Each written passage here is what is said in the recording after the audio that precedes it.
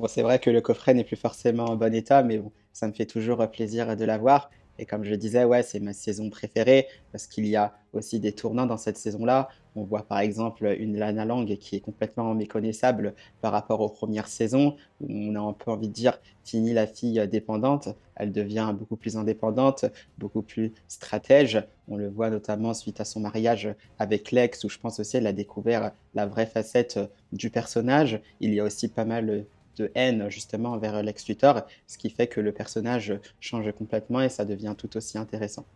Suite à ça, on a aussi effectivement la fin de l'amitié entre Clark et Lex Luthor. Bon, au final, ça devait arriver parce que déjà, si on suit effectivement la trame de Superman, bah Clark et Lex Luthor ont toujours été ennemis, même de base, ils ne se connaissaient pas avant. C'est quelque chose qui a été inventé aussi dans la trame de Smallville.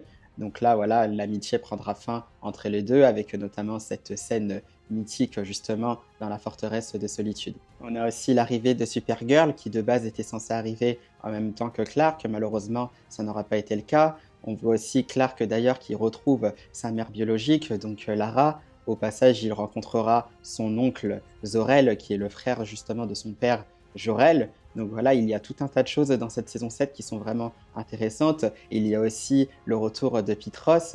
Donc ça aussi, je trouve que c'était vraiment très très bien parce que ça donne aussi un petit coup de nostalgie puisqu'on a l'impression de revenir aux premières saisons de Smallville avec le retour de l'ancien meilleur ami de Clark.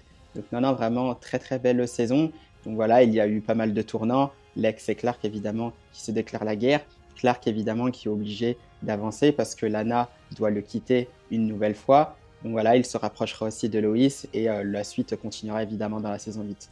Donc non, non, dans l'ensemble, c'est vrai que c'est ma saison préférée parce qu'il y a plein d'évolutions au niveau des personnages, des relations qui changent et j'ai trouvé ça vraiment super intéressant.